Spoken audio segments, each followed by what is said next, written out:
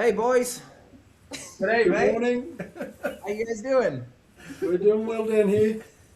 Good. All right, I'm gonna kick this off with a song. Coming to you from the. Oh wait, I gotta get the right. Here we go.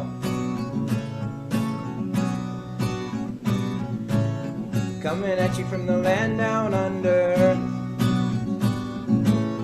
where Johnny and Scotty are on a tour. They started out in Sydney. Yeah!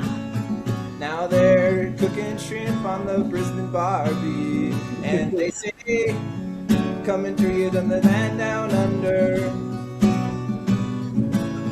when Scotty lives and punches kangaroos in the face. Can't you hear that laughter? Johnny just choked down another Vegemite sandwich. Everybody, I'm coming from a land down under, where beer flows and men chunder. Can't you hear that thunder? You better run, you better take cover.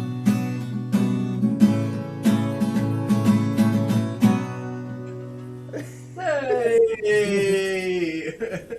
Welcome to the TrainAnything Show. I'm John.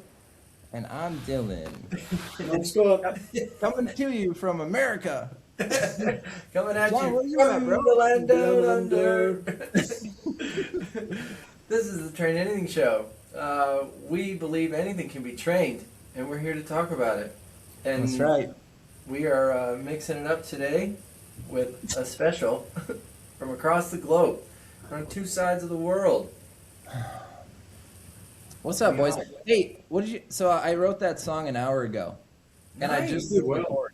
Not bad. Eh? Yeah. Yeah, not bad. Yeah, Mhm. you guys are gonna have to sing along with me when we close this podcast down. I got that one part, just the land down under. I got that part. Scotty, you get credit for the first two lines. Oh, thank you. Thank you. Yeah. I did think hard about that. Did you get him started? I think so. All right. Yeah. Yeah, you did. You did. Bit of an idea. Excellent. Excellent. Yeah. Do I look Australian? I mean, dude, I saw you with a bucket hat, so I had to put a hat on. I don't know. You look very Australian. Yes, I've got my Roosters rugby jersey on. And I'm a Roosters fan, turns out. Yeah. Yeah, Sydney Roosters. Sydney Roosters. Yep. We went to the game last week and they crushed, so instant Oh, fan. sweet. Yep. They- And then they won? I got my Australia Zoo bucket hat. Uh-huh. Because I went to the Australia Zoo. Crikey. Crikey. She's a beaut, ain't she? All of it. Eating it up. All right. So Everybody's a Steve Irwin fan. You should go to Australia. You should check out the zoo, the Australia Zoo. It was really cool. was it Yes, Yeah. it was. I got to pet a kangaroo. nice? Yep. What And do they have that we don't have in America? I Is mean, it we the same probably had all the animals at a zoo. Like at a zoo. Not like, I mean, they had animals from Africa, they had animals from Australia, and like all over the world. So, you could see all of those animals at a zoo, Uh-huh. So water but you hooligans. couldn't touch them. Oh, yeah. Got them over there. Nice. But you couldn't touch them. You could touch the kangaroos. The kangaroos is like being, if you've been to a petting zoo, you've been to a petting zoo? Oh yeah. With goats? It reminded me of goats. Slam you in the head. Yes. Yeah. Yeah, except they have claws. They didn't use them, but Nice. they were like goats with claws and tails. And then little joeys in their pouches, which was kind of trippy because I was petting one of them, and then all of a sudden this little head pops out. Like, yeah, it's kind of like Alien. Like you know? little baby Yeah. kangaroo. Yeah, there were lots of mamas and their babies hopping around. But they're just Nice. out. Yeah. Just out. And you're just hitting them. Oh really? They're just running around the zoo? Yeah, well, Yeah. just in these big areas, these big field, like they were closed off by double doors, most of them. Look But at the that. kangaroos were trying to get out. Yeah, like an acre of paddock. Okay. They're just chilling out. Yeah, it was wild. It was wild. Like there wasn't an attendant. Like, what if a kangaroo scratched somebody's eyeballs out or something? What if he squares up with you? Yeah, exactly. Yeah, You got to be ready to go ready to go box ham. on. Yeah, I could take most of them. There was one of them that was particularly bigger than the rest, so I stayed my distance. But most of them, like you can take them. Nice. Yeah. Well, shoot. All right, so you guys are in Australia. Do you guys have We like are. a fun sponsor of the week? What do you got? What's Sponsor. this week? This week's sponsor, sweet chili sauce. All right. See, if you want something truly Aussie, not Aussie, you get a breakfast sandwich. And they ask you what sauce you want on it, and you think, oh, I don't know, what sauces come with a breakfast sandwich? So they list out tomato sauce, which is ketchup. Yep, ketchup. Yeah, Okay. tomato sauce, and barbecue Barbecue. sauce, staple, sweet chili. Was there a third? Was there a last sauce? No. There's That's no the last three, sauce. There's 3 options. Three That's it. options that are everywhere, and they're the same brand most of the time. Master Foods. Yeah, Master Foods. Yep. So she Is was. it We spicy were, or sweet? the sweet chili sauce. I don't even know what we call it. We have it, but I don't know what it's called. It might be called sweet chili sauce. I have no idea. I'll find out when I get back. But she just, like I said, I want a breakfast sandwich. I'd like a breakfast sandwich with bacon and eggs. And she said, "What sauce?" But when I get asked what sauce, to me it's like sauces that come with it. You know, it's an aioli or it's with the sandwich, Ketchup. not just. Yeah, I know.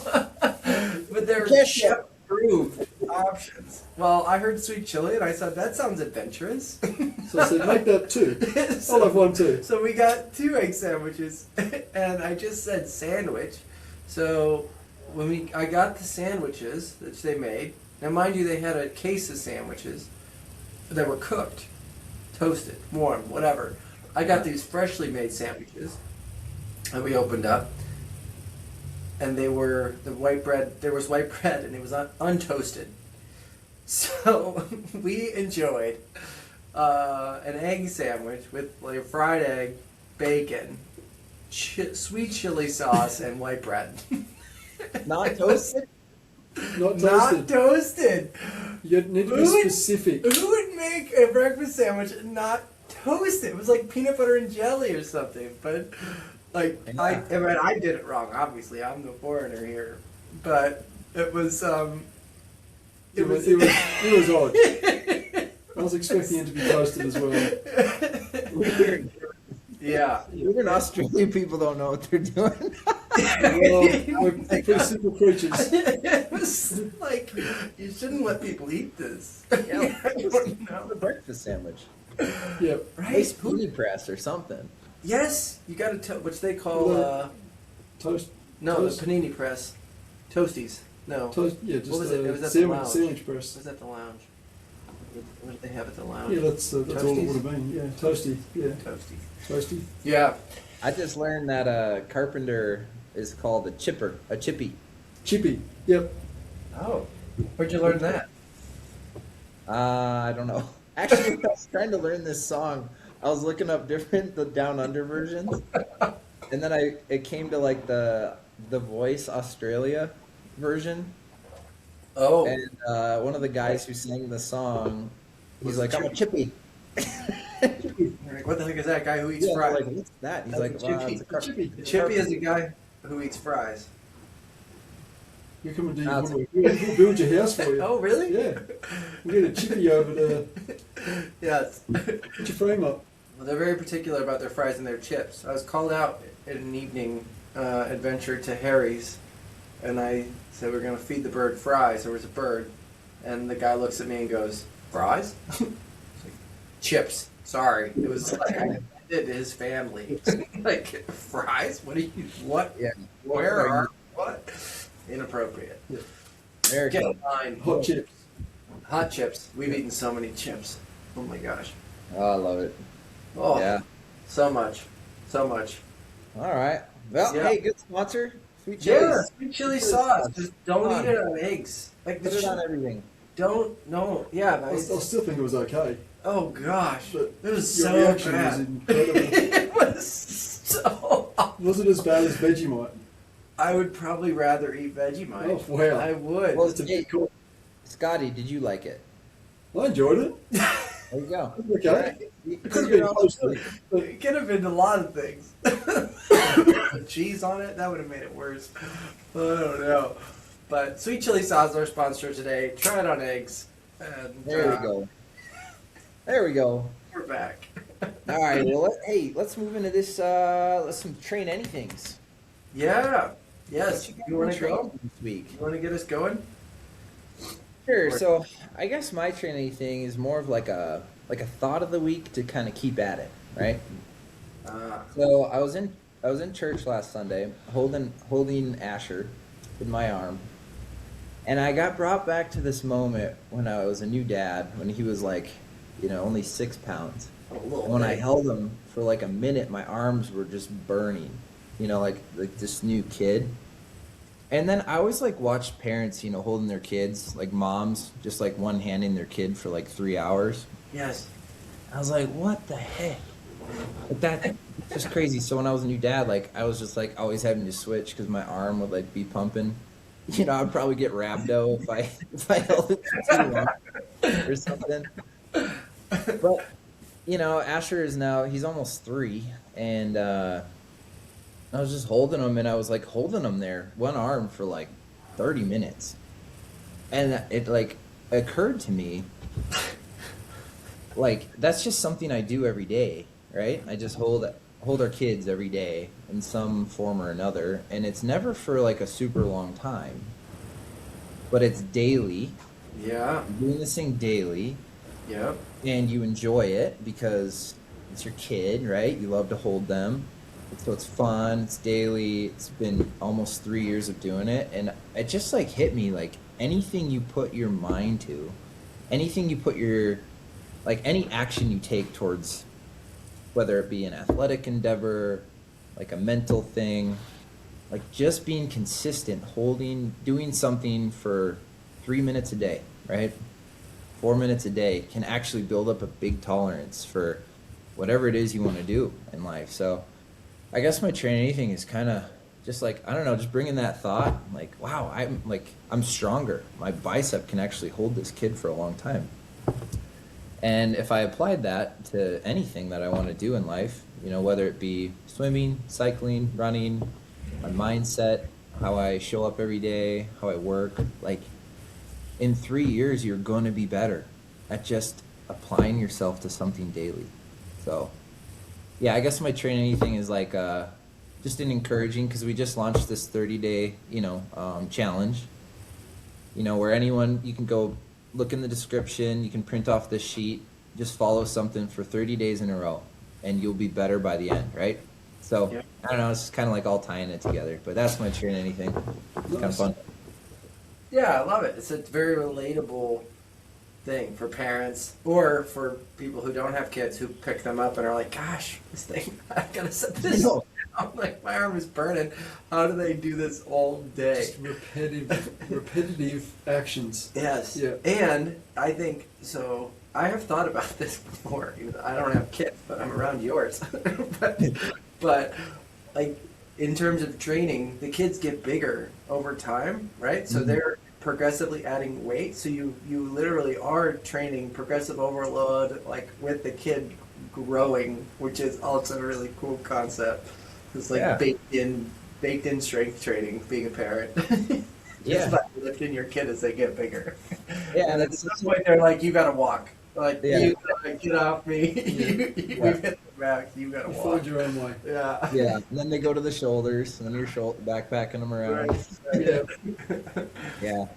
So, It's fun though. It's like a fun thought, but yeah. What do you guys got? Yep. Scotty, you training something?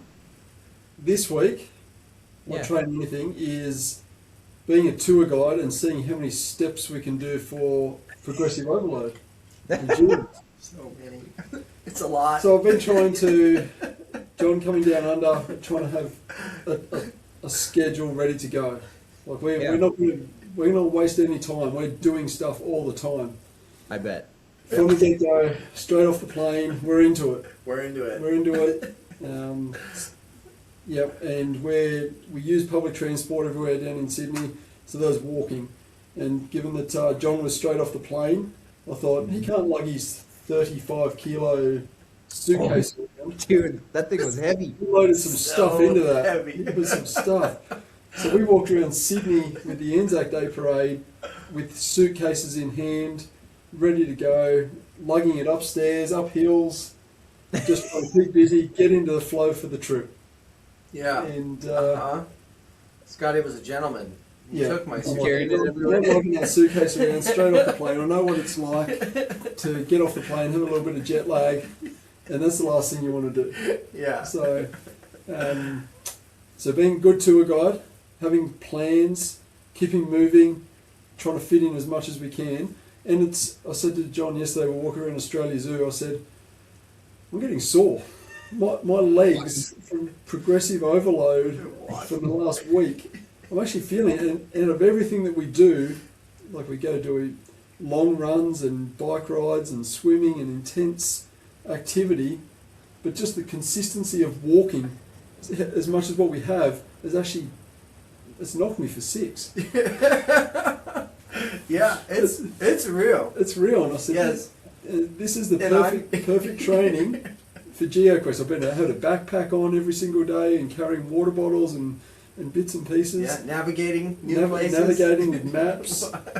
So this is perfect training for GeoQuest event, which is coming up very soon. We're just going to be time on feet, go at a consistent pace. That's awesome. Yeah. Scott, that is a true gift to be like a host like that. I'm not that guy.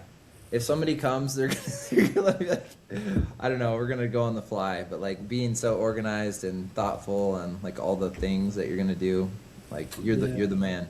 It's been a little bit stressful. Just trying to make sure. For whom? For me. Yeah, John's Trying to make sure that the experiences that you've all shared with me when I've tripped over have been absolutely incredible. Yes. So I've got high expectations to meet for anyone that comes down to see me. We've got to get some stuff done. We are.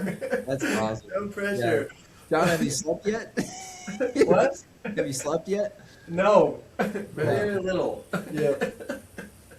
No, I've actually slept great since being here. When we are sleeping, because I get to bed and I'm exhausted. Yeah, we are exhausted. My body is there. And we're on the go So- for 14 hours a day. Yes. No, Really? We are doing stuff. Yes. How long have you been in Brisbane now? 2 days? A day and a half. So this will be second full day today. Okay. Yep. Yeah. Mm-hmm. Nice. So Yeah, What's on the docket today? What are you guys gonna do? Any fun well, plans? it's Little TBD. a little, we've We're got gonna- a little bit of weather that's come in, just as some showers and things like that. So the plan was to get to the beach and spend some more beach time. Nice. But we've got some rolling showers coming through at the moment, just a bit of rain. So it could come sunny for a little bit, then it's going to rain again. So we're going to just roll with it today and probably get to the beach. And then we've got to go and pick up Fletcher this afternoon, who can't wait to meet John. Oh yeah. And come over and spend the weekend with us. And yeah, it's going to be a busy weekend. We've got John, some- you should wrestle Fletch. You should just go up and just try to take him down. See if you can. I don't think that's a good idea. He'd probably just like grab your head and just be like, He's a gentle Joe. Gentle, yeah, gentle. shout out Fletch, yeah. Awesome. Uh-huh. And then Oh, tonight pretty we're doing dinner in tonight. We're not eating out tonight. That's right. So we're having homemade burgers Mm-hmm. Oh, with nice. kangaroo patties. Kangaroo burgers. No way. Yeah, way. Yeah, I was at the zoo yesterday. I lopped one on the head. I took it home. Oh, Inspired. big. That's awesome. And we're just going to chill out this evening and watch some football and have some burgers And s'mores. I brought And s'mores. s'mores. Yeah, we're going to have s'mores. Nice, good. Americanize it. Yes. Mm-hmm. Love it. That's a great train anything. That's a great one. John, what do you got? I keep up with Scotty. What's Walk, your eat. dog? Actually, I'm training eating. Are you? We've been eating. Like the amount of eating is unreal, but we've been moving all day, so that helps with the needing to eat and just trying to find things that I wouldn't normally eat or do, because you can get a lot of the food is like, oh, like I've had that before, or I can get that back home, or I know I like that back home, so I should, you gravitate towards those things. But it's going that extra step of, I should try something that I wouldn't, you might be able to find somewhere, because, the world, as big as it is a small place sometimes. But, like, try something new, try something different, if it's an option. And it also looks like I want it. But there hasn't been any, I don't know. I feel like I've been pretty successful at that, but I've also had like a pizza, or had the usual suspects. But just trying to lean into the culture, or just different things. Lean into different things has been a goal. Sweet chili sauce. Sweet chili sauce on eggs. Sweet chili with sauce. white bread. And potatoes, tomatoes. Oh, uh-huh. What are some Yes. other things? Like We what need are to bring out some potato tornadoes. We need to start a potato tornado stand. Really? Yeah, they're probably a thing somewhere. I don't know, maybe in the Midwest. Have you ever had a potato on a stick, like spiralized? No. Like a big slinky. Yeah, a potato, like a whole potato on a 12-inch I've stick. had curly fries at Hardee's. That's No, probably bro. my extent to curly No. curly potatoes. Not it. It's not it. Yeah. But are they good? We gotta, yeah, it's great. I mean, it's greasy and delicious, salty and greasy, and a potato on a stick. So it's Is it deep fried? Yeah. Yes, yeah. Oh yeah. Well, it's like a big cool chip. Potato Yes. chip. On a Is stick. it like a French fry? Like a curly thinner. French fry? No, because it's like the whole potato, the whole thing. And it just Yeah. Yeah, like big, And cut it it's- up like a big slinky. It stays on a stick. Huh. Yeah. That is so Australia. I've never heard Yeah. of that. Yeah. There's a great accompanying side for the kangaroo, emu, and crocodile skewers that we had. Yes. So we had some grilled local meats. Okay. Nice. That was good. Different foods. Yep. Yes. Crocodile. Yep. Ketchup, barbecue, sweet chili sauce everywhere. Uh-huh. The chicken wings are the whole wing. I feel like the world needs to know this.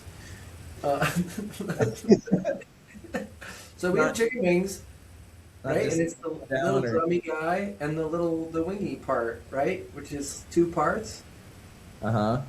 Well, the place is. I bet Wingstop splits them. I did see their sign. I think Wingstop. They have a Wingstop in Brisbane. Was that in Brisbane? That was in Brisbane. Yeah.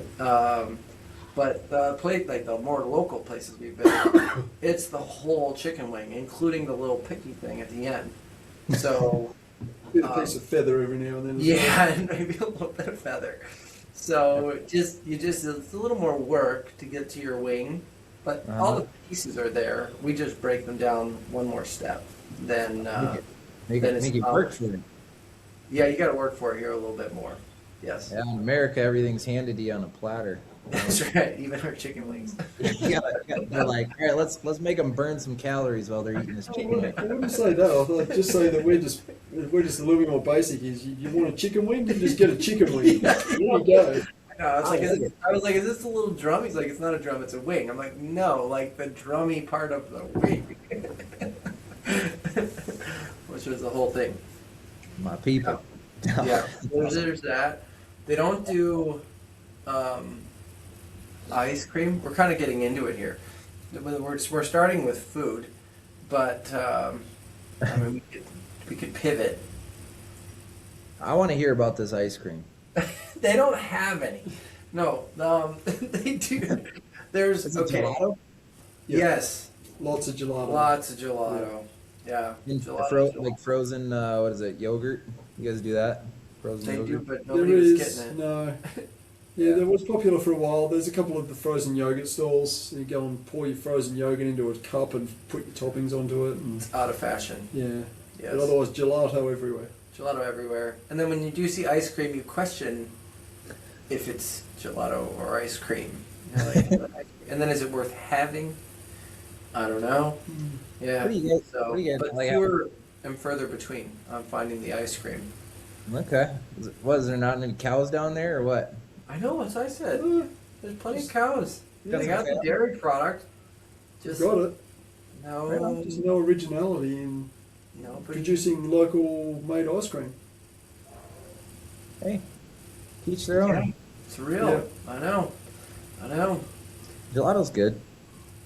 But hey, It was. I got a show and tell before we jump into the pod meet today. You have a show and tell. I do. Do you have I do. another kid or something? No. But I've been living gone for 4 days. Y'all ready for this? Oh! Trophy. Wow, that's such a nice fan you have. Yeah, so if you guys are listening, I went turkey hunting yesterday, and I got a big turkey. So, Nice. It's cool. yeah, I got the fan, and then this is the turkey beard. Oh, You guys can see that. Oh, That okay. thing is, Yep. that thing like hangs off the front of the turkey like that. That's yeah. part of the trophy. Yeah, and yeah, this is like 8 inches long. So, Oh, yeah. yeah. Anyway. That's really cool. Yeah. So I was like debating on my TrainAnything. Like, I plucked that whole turkey, and it's in the oven right now. So Oh, nice.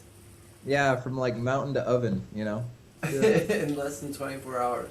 Yeah, yeah. This is so American, right? Oh my gosh, I'm bringing some American to this podcast. But like turkey. Good. That's your role. Look at me. But like, yeah. So yeah, we brined it all night. Okay. Threw it in my cooler, made a brine, soaked it for 18 hours. Now it's in the oven, so stand by. We'll see Yeah. if it tastes any good. Little Thanksgiving in April or something. Yeah, yeah, we're doing. I wish you guys were here. We're literally having a We'll big get Thanksgiving. a lot of turkey. I yeah. would like to see take a photo of a turkey wing for us. Turkey wing. Yeah. Oh, like a turkey wing. Yeah. I'd like to see the size difference compared to the chicken wings that we've been eating. Oh, dude, way bigger. Oh my gosh, turkeys. This thing weighed about 30 pounds. Okay. Like, with all Before the you guts got in it? it. Oh yeah, like I had to rest walking out of the mountains with it. It was so heavy. You had to rest. I had to rest. Yeah, my hand. I used to carry turkeys out of the woods. Yeah, I mean, we were just talking about carrying Asher around. What's he I weigh? know. He doesn't weigh 30 pounds yet, does he? If I had held it like this, I probably could have. You did pretty good, right.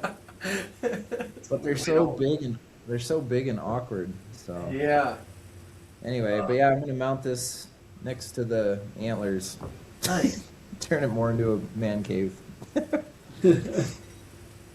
All right. So Love it. there's some American right back at you. American. We saw turkeys yesterday. Again, we were at the zoo. They don't want us to kill animals at the zoo, but Oh, you guys have turkeys? they were like field turkeys. I don't know what they were. Just a bush turkey. Bush turkey. Yeah. Bush turkey. Yeah. Yeah. Can you turkey hunt there? All female. None of them had like the No. fan situation. Big chickens. Big chicken. Yeah. Yeah. Yeah, big old chickens. No, not particularly huge. No, but they were all over. That's awesome. You can see the emus and the cassowary.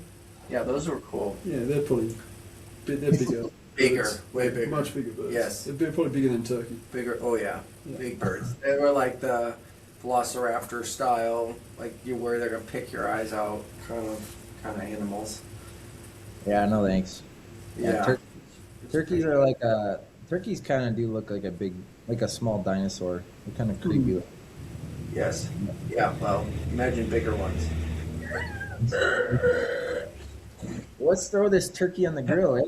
Yeah. Hit it. Hot meat. All right. All Did right. you know? Huh? Did you know that USA and AUS are the same letters, just mixed around? Yeah. Did you know that? What?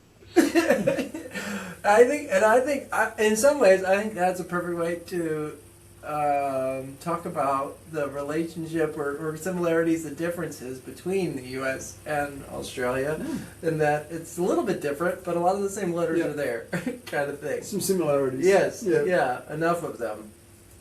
But today, we are going to talk about that.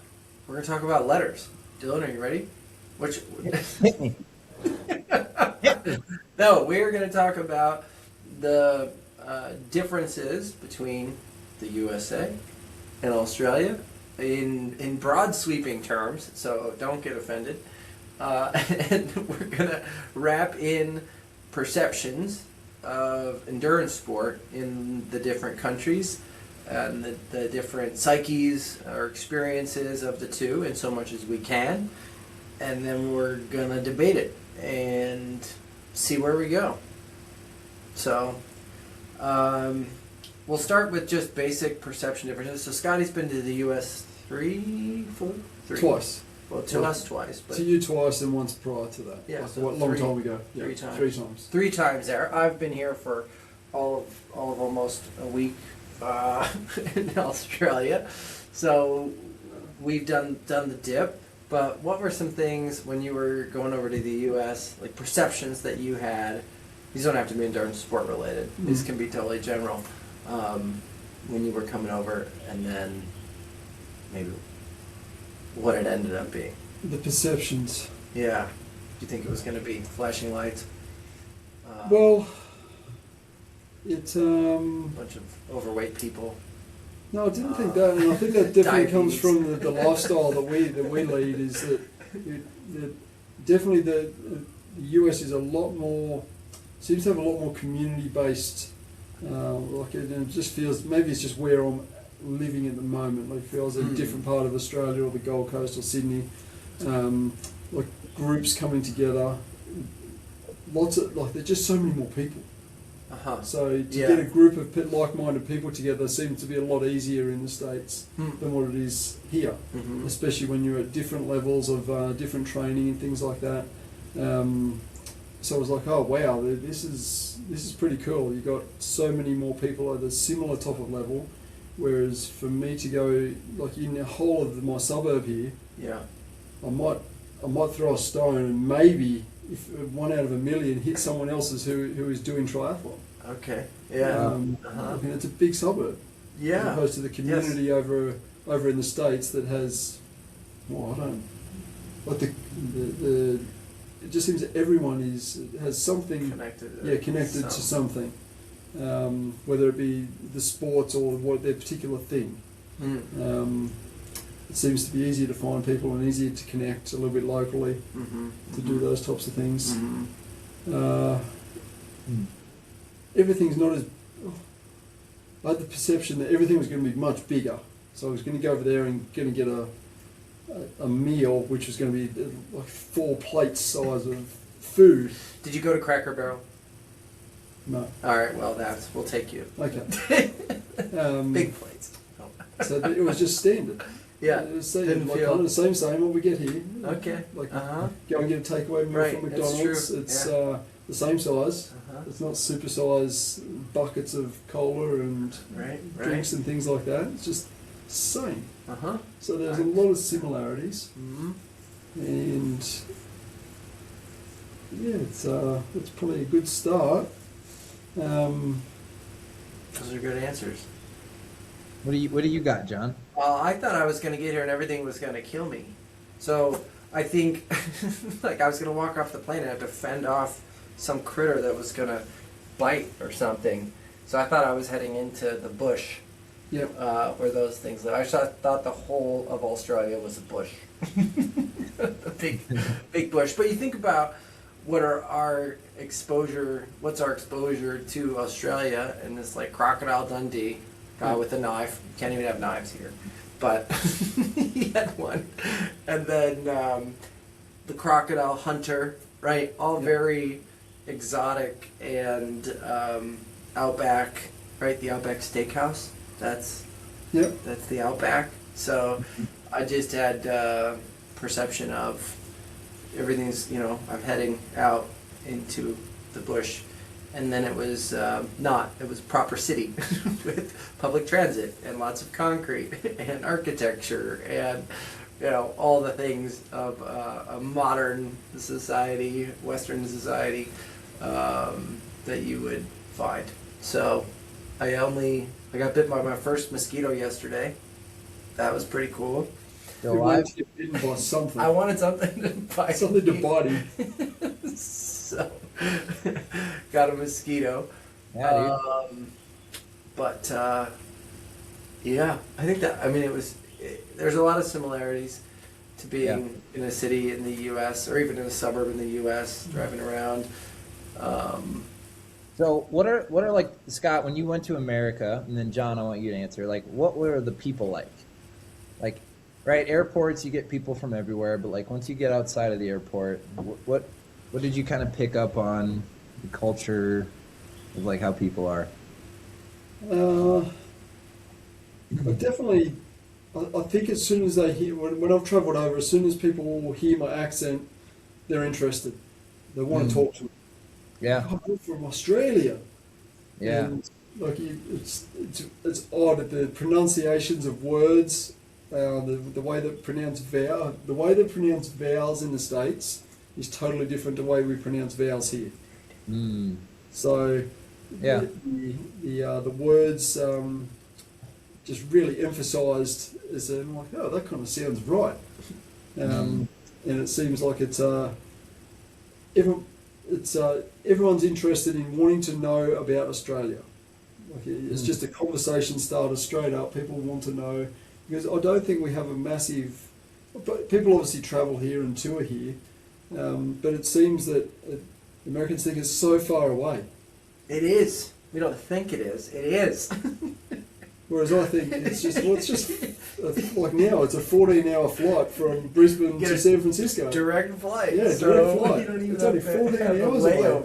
But it's the time. It's the time zone difference that people think that it's wow. You're just so far away. You're like you're way gone. Mm-hmm.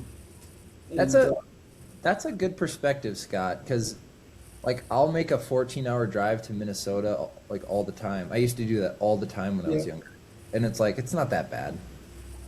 But then when you like think on a plane, it's like forever.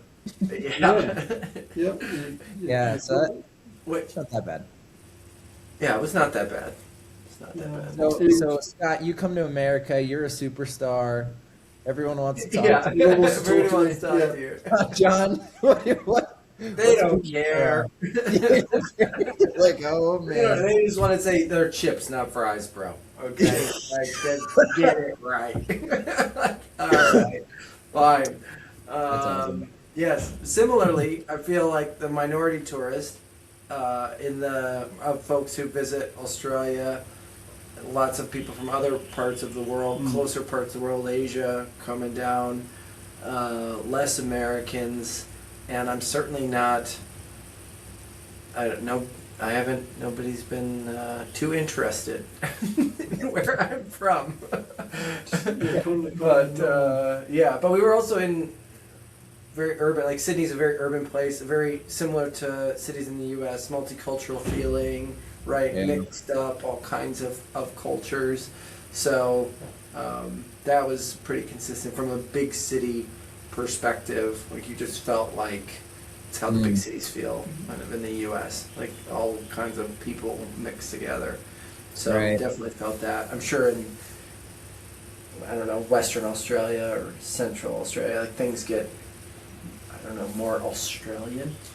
Oh, definitely. You're going to have a totally different vibe of landscapes and seeing seeing some of our odd creatures and animals just in the wild, or just hopping around paddocks or running around paddocks and things like that.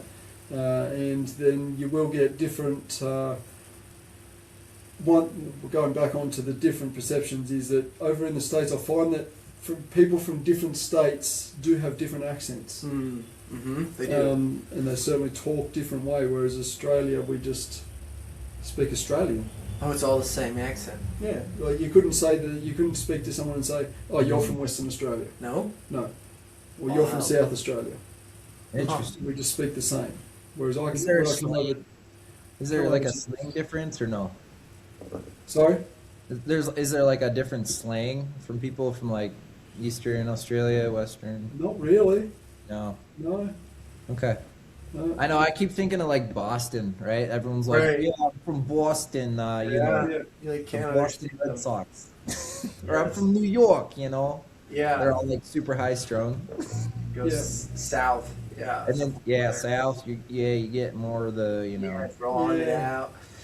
It's, Yeah. so I definitely pick up on the different parts of America that people would come from. Whereas, have you been noticed that here? Have you been able to pick up different?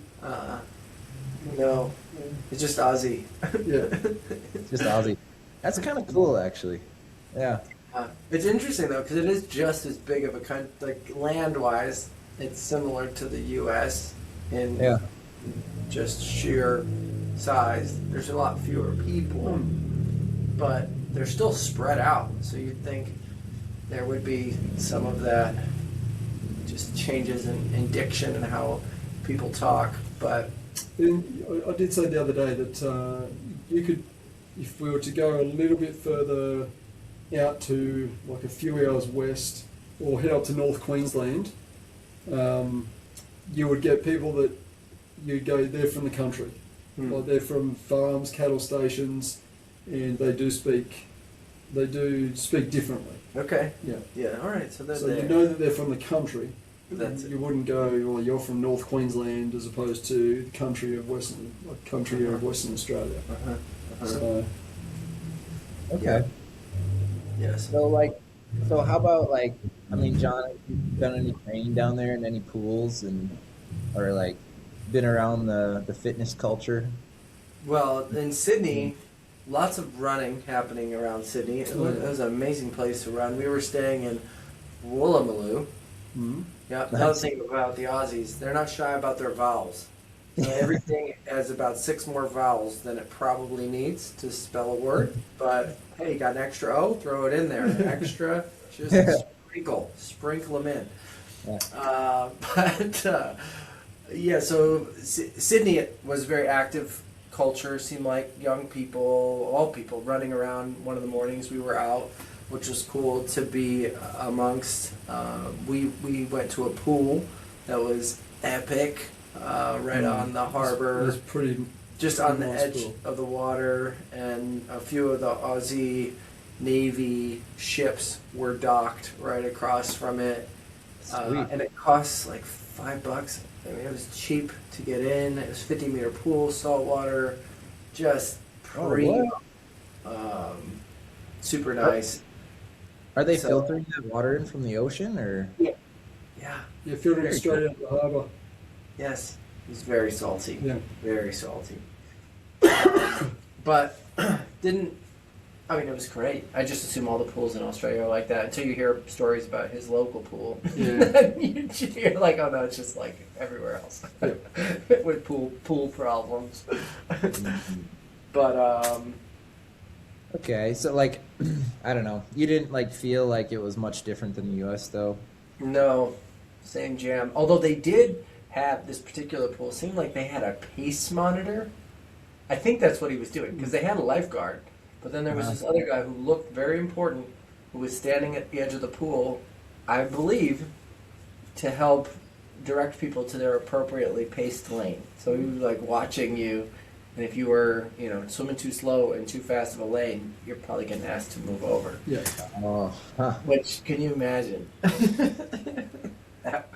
They probably Yeah. should be that in U.S. That'd be. I think we should bring that definitely. back. I liked it. We there was one free lane when we went for a swim, and it was the designated fast lane. I thought John can have no issues here, and I'll just jump in and make it look like I know what I'm doing, and maybe draft off him a little bit. And there was a guy swimming in the lane next to us, Yeah. and then all of a sudden he was in our lane. Oh. So I think that the pace monitor's gone, no, I think he shifted him from that lane into our lane with us because swimming the same pace. Interesting. Huh. So, I kind of Yeah. like that. Yeah. We need a policeman on each pool deck in Pretty much. America. yeah. We And need like, a no, full why are you swimming here? No. Yes. You- Do you read? You're not this. Read the sign. You're me. Yeah. You're Yeah. slow. Get over there. Oh, Yeah. That was pretty cool. very interesting. All right, Scott. How about you? Did you feel like there's any differences in the fitness facilities or training wise? Well, the fitness facilities and the availability of tracks and things like that. Yeah. So each high school has Oh yeah. each high school over there or somewhere has a public like a tartan running track, athletics field. We've got Okay. grass. Yeah, we were driving past this field and Scotty's. I didn't even really notice it, but he said, "Like, look, that's the track." And I'm like, "What?" It was grass. Just a grass track? Really? Just grass tracks. Yeah, They paint stripes on it. No Yeah. way. that's it. Like They in don't- Brisbane, Do they there have, would be. There's competition one track? Sorry. Do they have like competition tracks like we have here in the U.S.? They do, but they're like there's one in Brisbane that's the regional tartan track, and some of the elite high schools, Private, the maybe. private schools, there might be a small quantity of them that have a tartan track at them. Okay. Otherwise, you do Interesting. your local athletics on a grass field. Yeah. Yeah. What's the theory there? Do you think there's like, what's the thought process? Is it money savings or is it like? Yeah, it's just cost. It would just be pure cost and participation. We just don't have the population to really warrant it. Gotcha. Sometimes I feel that if we build it, people will do it and they'll come. But like the old Field of Dreams, build it Yes. and they'll come. Yes. And they'll do it. And Yes. it would encourage a lot more people to participate in that type of Get active into it. lifestyle Yeah. and things like that. But certainly the facilities that you have over there, like the stadiums, the high school football field, Even in is- Bozeman. even Bozeman, like the high school football fields here are just paddocks with some posts at the end of it, no grandstands, nothing, no training facilities, no big gyms in schools or anything like that to encourage fitness, like from within the school programs in the education system. Pools, Bozeman's got 2 pools Yeah, 2.5. within 15-minute drive. Uh-huh. The closest pool to me is 25 minutes away. It's a 25-metre indoor pool. And the next closest pool is 40 minutes away to be able to go and swim at. So we don't have a lot of resources to encourage people. It's an effort to have to go and to swim, Yeah. for example. Right. So where do like all the Olympic swimmers train and live in Australia? Predominantly around the major cities. Like each town's going to have a pool, Mm-hmm. but it's an effort to get there. Yeah. Like you've got to go out of your way. You've got to designate travel time, like fairly significant travel time, part of your day to get to a pool to train. So they probably live a lot closer, and just have more around the metro area as opposed to the sprawling suburbs that don't have a lot of these resources. Sure. So name some big cities like Sydney. You guys were there. What's another couple big cities in Australia? Like the capital cities, just Sydney, Brisbane, Melbourne. Melbourne. South Australia or Adelaide isn't particularly huge. Perth, the capital of Western Australia, isn't massive, but the area of Greater Sydney, which is Right. like it's a sprawling suburbs once you get out of the city.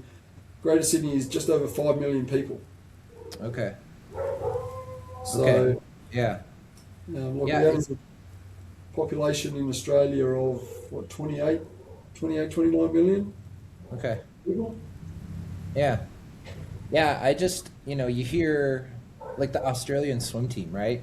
It's like they're US, remember US and Australia were always rivals going into the Olympics, and we just talk about how Australia is such a swimming culture for some reason. Definitely a swimming culture, and that would predominantly be, you need to know how to swim because we do have because of all of our population predominantly lives on the coastlines. Yeah. You can spend a lot of time at the beach. So, Yep. like you go out to a regional town of Toowoomba, 2 hours away. It's only 2 hours away from a day trip down to the beach. Mm-hmm. So it's not that far. Mm-hmm. Yeah. Right on. And the weather here is obviously we can swim all year round.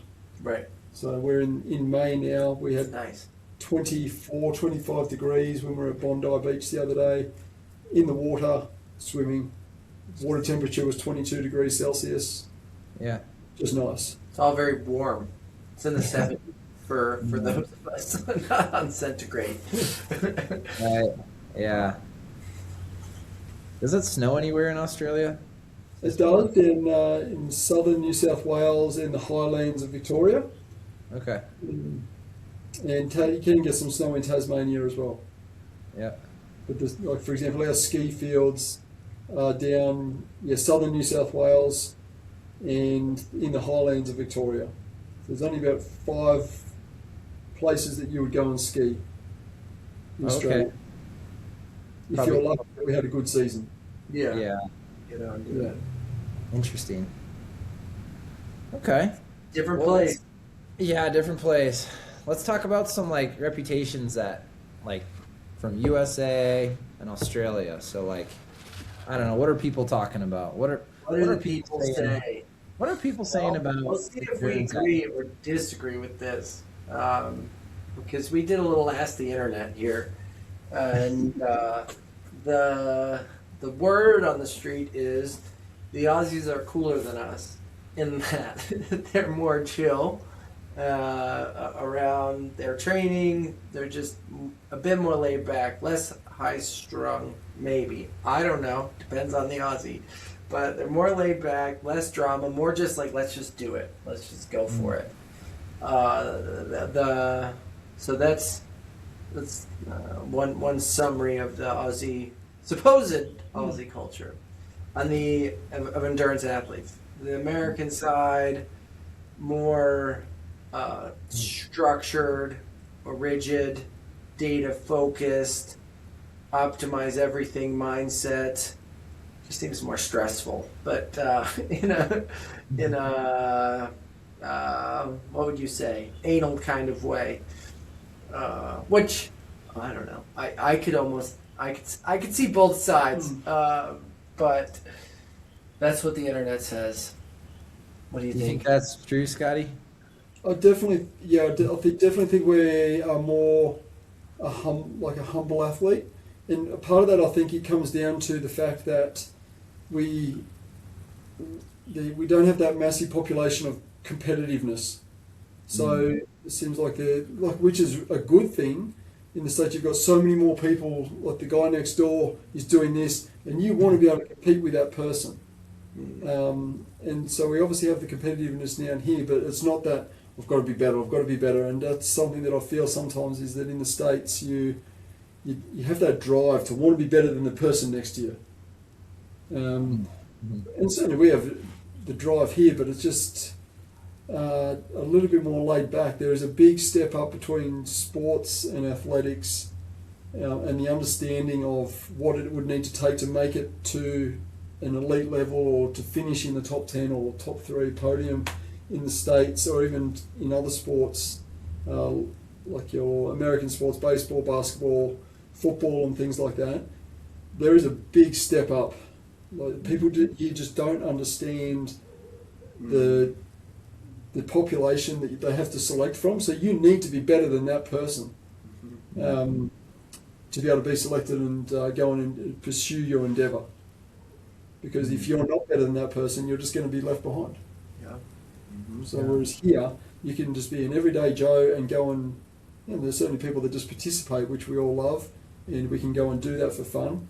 But to be elite, there's a step up, or there's a divide that we just don't seem to understand, that culture of this is where you need to be. I'm trying to think of how to explain it. That makes sense. Yeah, it might come to me in a minute. Yeah. But Yeah. And John, you haven't been there long enough to really, I don't know, No, but maybe, I don't know. not really. Do you have any insights on that? No, I think it is to his point around the competition, and I think about upbringing, and it just feels like there's easier pathways to athletics and to sport through our high school systems, and like having a track. I can't, or just investing in that path, and then having the just the work around it, and being that like part of the structure to make it to that next level, or to get into a college to do sport, create some of that. And then I think as we get older and we're doing age group athletics, some of that same mindset or that same pattern, you bring it with you, or it feeds it, versus maybe a more just open culture and just we'll turn up and do it. yeah, and that's what we touched on it yesterday. We were having a conversation about the education system, and John said, so do they do gym class at school? And I said, no, like John said, strength and conditioning, or strength and fitness and things like that. I said, no, our gym is what we call PDHPE, or physical education, where you would learn about the basic nutrition, the basic muscular structure, how the body moves, and you would just play a sport. You would go out and do volleyball. After school. In school, as part of gym. So like we were talking about, Scotty's son Fletch, right? He's big kid, getting into American football, needs to get into the gym. And you think about at any high school in the U.S., the kids going into any sport, they're doing strength training with those kids, right? Like they're in the weight room doing a structured program, and that's a very normal thing. Or opting for a gym class that is just strength. Like you can do the sports gym, you can do the dick around gym, you can do the strength training gym. Like at a high school level, you have those options, and some of the athletes are put in the strength gym because you got to double up to make it work. But that's that is a normal thing in the States, whereas here it doesn't sound like that is not a norm. No, where they're just, so you got to kind of to be a high school athlete here who wants those things, like you got to kind of do it yourself, build it yourself, and create that structure, which is hard as a high schooler. Yeah, you have to find the time outside of school to fit those things in. Right. So I can use Fletch as an example. Right, like he can't just do strength gym at gym. He's got to go play volleyball, which is no use to him. Like he needs to. You can move around, but it's not helping his endeavour or drive to go to a particular thing. And there's certainly some schools that would specialise in rugby or rugby league, but they're few and far between, and they would incorporate it in. But your everyday high school, just not a part of it. So, as John said, that will probably feed into that participation and the will to want to be better at whatever you choose to do is not driven from an early age, unless you've got someone like of the know to know, okay, you want to get to setting goals and things like that. So coming back to setting goals, if you want to go and play Major League Baseball like I did when I was a kid. I knew that I had to be doing this, and this, but I still didn't know how competitive it was to make it to the elite level, or even to be considered to go to the States to play in the home of baseball. Right. It's easier now with social media, and like saying to Fletcher's obviously seeing it with watching kids his age, like seeing what kids in the States are doing. They're up here. They're working. They're working already at the same age. And the capacity is there, but it's trying to find the time, because you don't do any of it in school. Right. Yep. So, yeah. Well, so Fletcher, your son, he's involved with Faith Up Athletics or something? Faith Up Athletes, yeah. So is that a club, like a football club, or is that a strength training program? What is that? He's a personal coach essentially. Okay, gotcha. Yeah. So he probably a small version of TA, where he's got a handful of athletes and he's working on different things. He'll have them in the gym. He'll be doing some skills, some drills and things like that. And then all those things that they do during those personal sessions, they would then take them away to do their own work. Okay. Gotcha. So is he like, does he help people who want to do rugby, like American football? Predominantly American football, but he does have some athletes in his program that cross over. Gotcha. That are focusing on rugby league. Rugby league is the big contact sport in Australia, but there is a lot of transferable skills in the sport as well that can transition into American football. But it's a totally different game, and you need to have an understanding of the structure of American football as opposed to rugby league, as John saw, is pretty free flowing. Not a lot of structure. There is some structured play going on. You just can't see it because the game just continues and goes and goes and goes. And you get the ball, you run it hard at particular places to try and set something up. But it's different. Yeah, very different.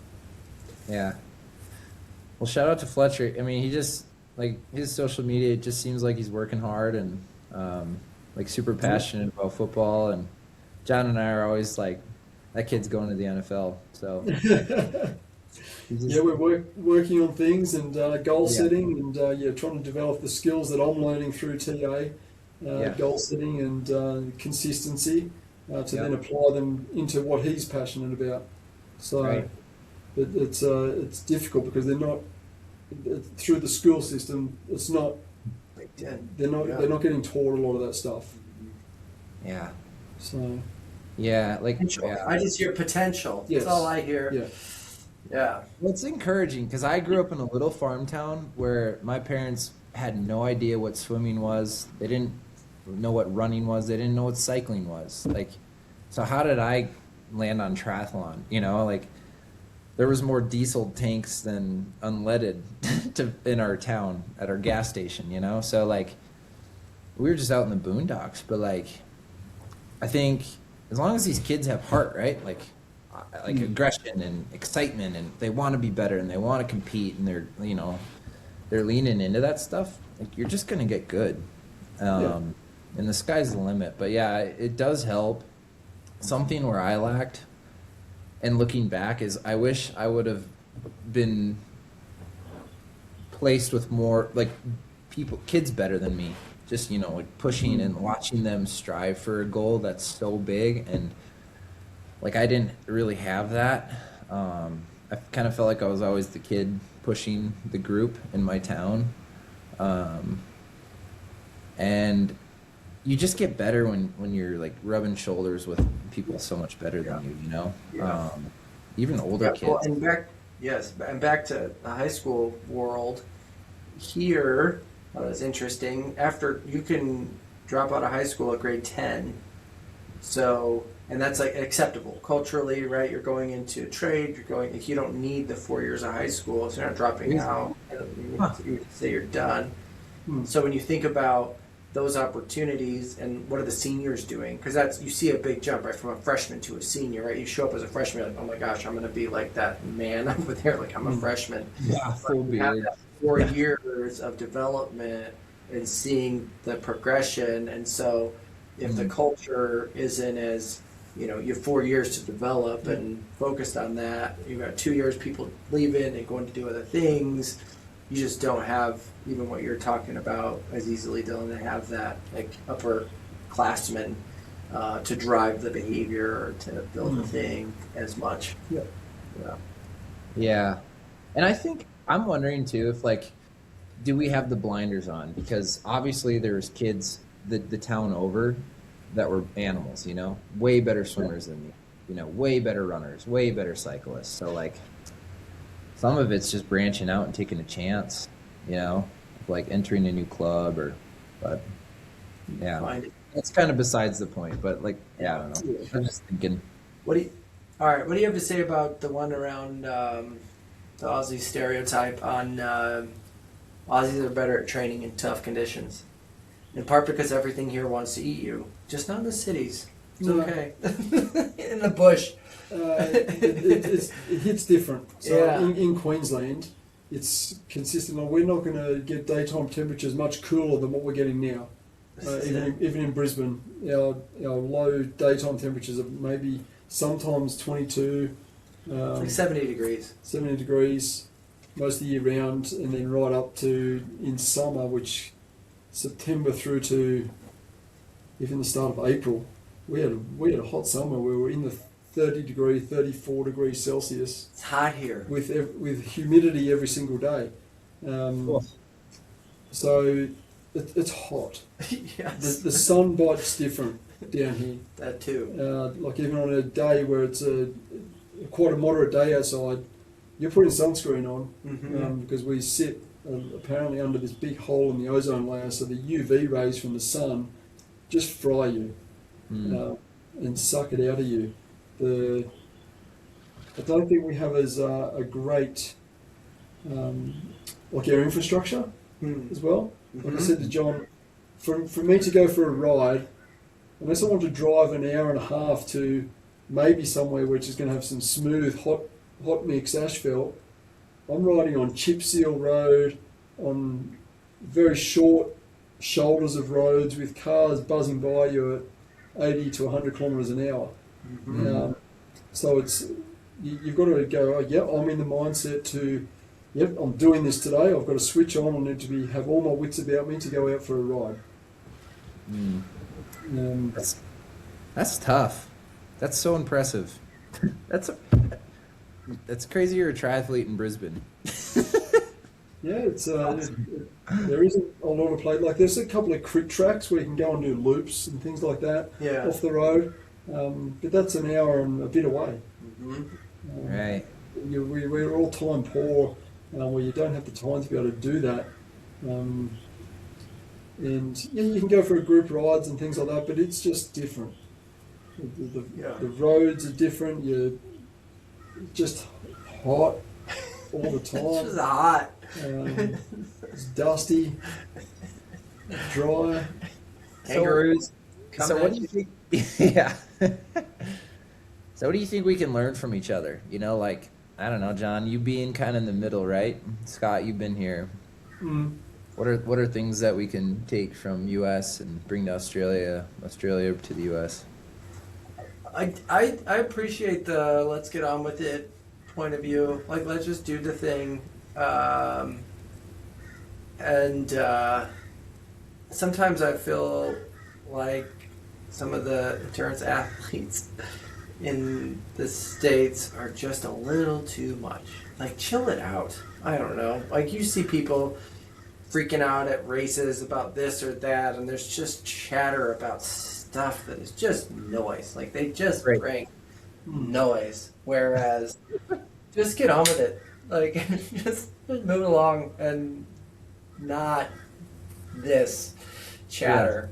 So I think we could embrace a little bit more of that amongst the community, and everybody would be just a little more chill, a little happier, a little less just anxious. Barky and anxious, yeah. It just doesn't affect anything, right? Like, all of that is just noise. It is just noise. It's not going to affect an outcome or anything.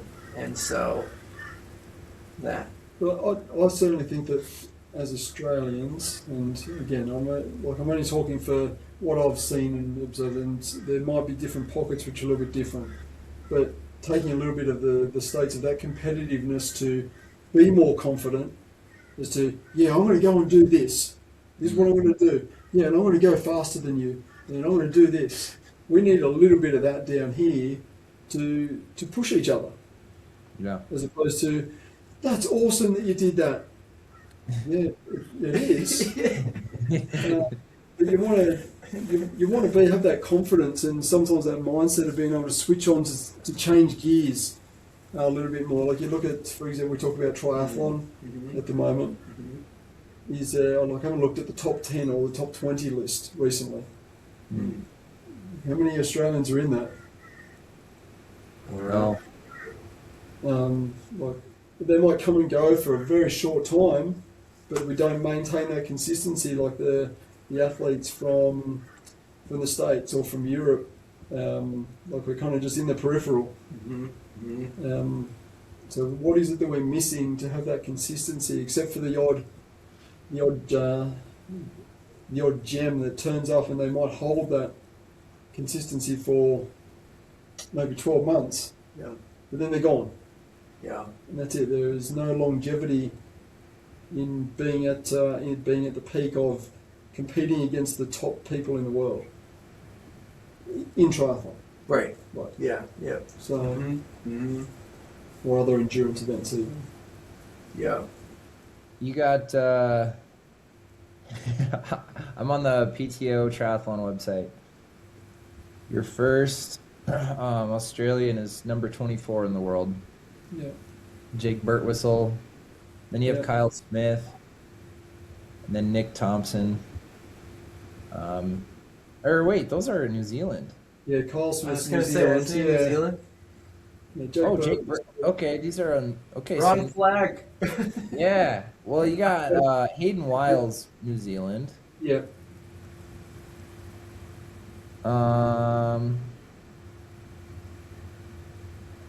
Your first Aussie is Sam Appleton, 41. Yeah. But yeah, I don't know. He's not. He's Australian, but Aussie, not essentially Aussie. he lives in the States. Right, he does. Yeah, he lives in Boulder. That's Yeah. true.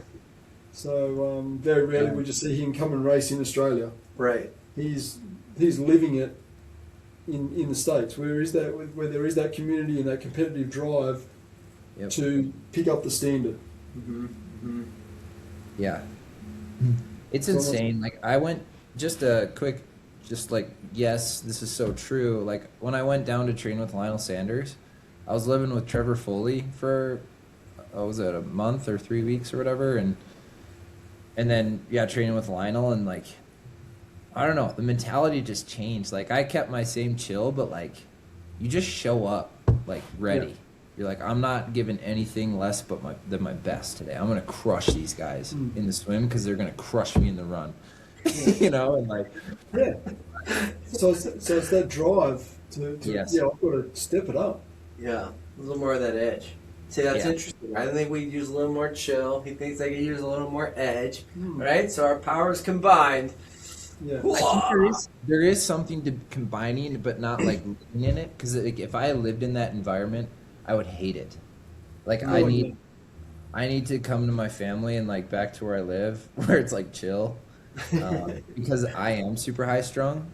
So like, I need to chill. Like I need to chill out, but I also feed off of that stuff, and I need it. And it's cool to have that, in the U.S. and it's special to find a group like that. Yeah. Indeed. Anyway. Yeah. Right. Do you feel? Do you align fully with the Aussie stereotypes? Do you feel like an American stuck in Australia? Do you?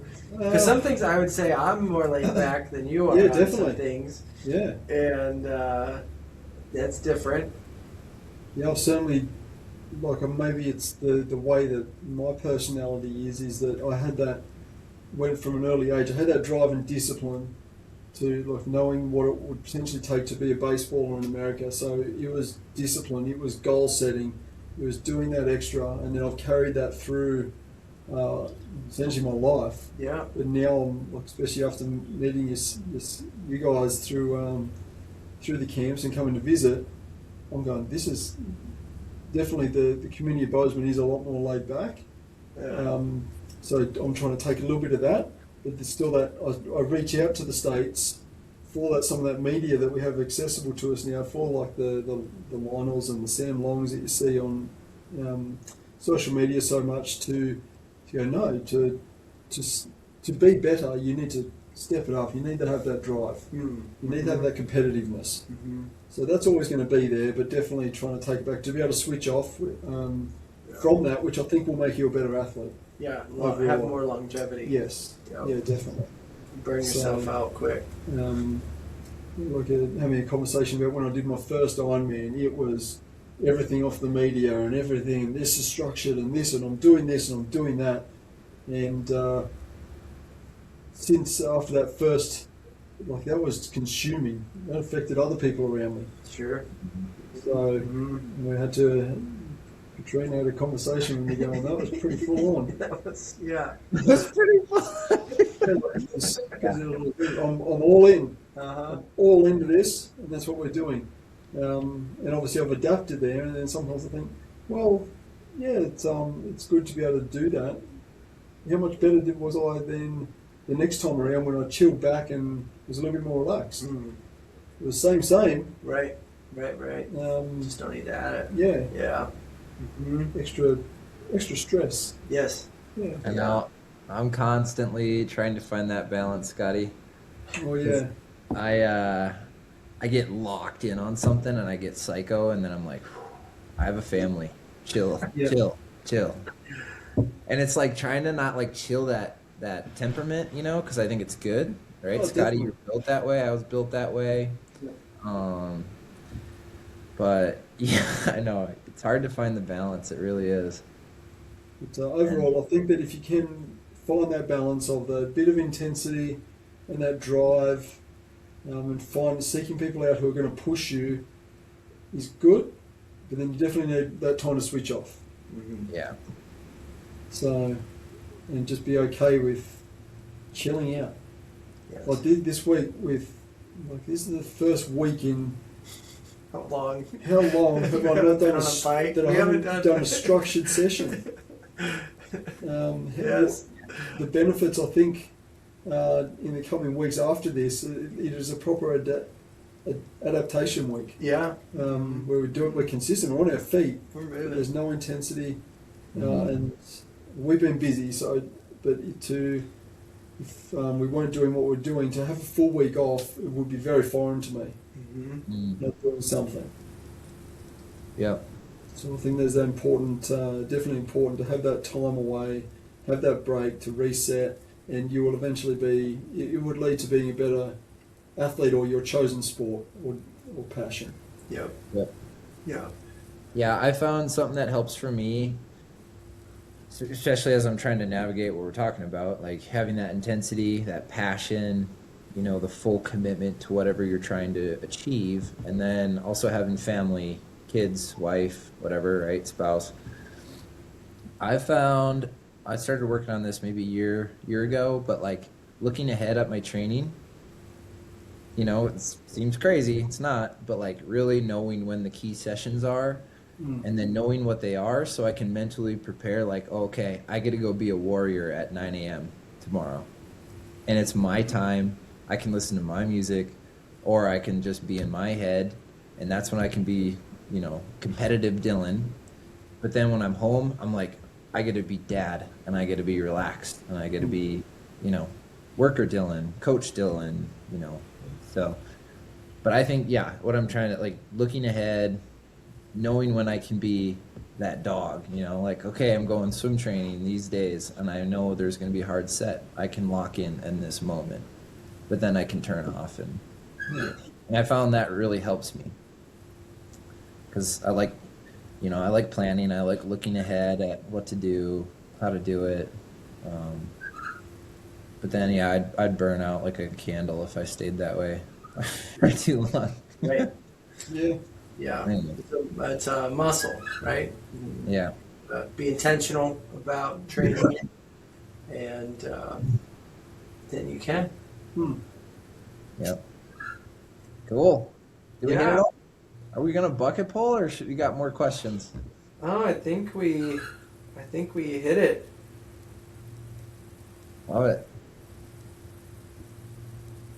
Ask We might need a away. new bucket poll.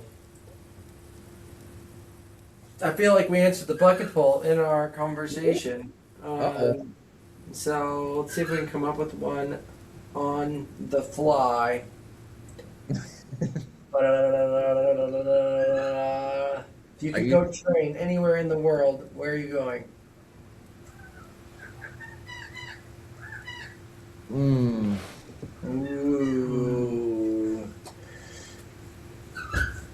I would only see, from what I've seen, is like you see the YouTube clips and things like that. Somewhere in the States where you've got these nice roads. Find the pavement. Find the pavement where you can go for a long ride. You've got good shoulders, so you can take your TT bike out, get in the aero position, do your intervals for long distances without having to swerve potholes and chip seal and trucks and things like that, to be able to lock in and enjoy a ride. Definitely. Yeah. I think Boulder, Colorado. And probably, yeah, from what I've seen, that sounds like It's the spot. yeah, it seems like the spot. It's just like big shoulders, Yeah. like so many climbs, shoulders on all the climbs. It's crazy. Yeah. That's where I you're haven't going. found a really better place than there. That's probably But- something we're all like. Yeah. Nice. So good to us. John, Is that where your you going? answer? No? I don't know. Well, I've heard about Andorra. Everybody likes to go to Andorra. I might want to check out Andorra. Andorra. Where is that? Is that like Spain? Where is that? Spain. Yeah. Yeah. Spain? Yeah, the cycling in Spain is supposed to be, just in general, well, probably parts, older stuff, harder to get around. But I know there's bike tours and camps throughout parts of Spain. So I know a little Spanish. I love a good paella and some wine. So send me to Spain. That's where Jan Frodeno lives, right? Andorra? Isn't that Yeah, where he- he's over there. Yeah, nice. I'm going back to Flagstaff. That's where I'm going. Yeah, gonna hit Yeah. that altitude. I loved it there. It's cool. It felt like home, which I'm such Yeah. a homebody. It's very 7,000 feet of vert, Bozeman-ish. 50-meter pool, beautiful swimming facility. Facilities were sweet. Okay, the biking wasn't that great. Biking but- was just okay. But the Yeah. running was pool was great. You got probably 3 main bike routes in Flag. Yeah. Hey, you can pick anywhere. You don't have to pick there. I picked it. That's where I'm going. Alright. No complaining. All right. All Is that right. a podcast? I think we're there. Holy smokes. Thanks for listening. We did some talking.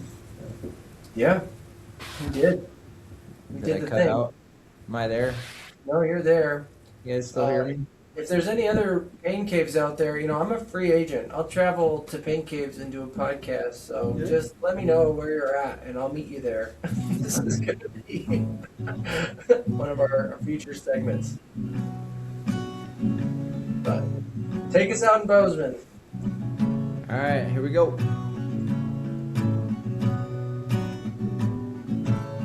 Coming at you from the land down under,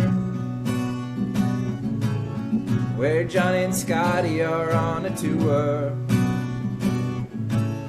They started out in Sydney,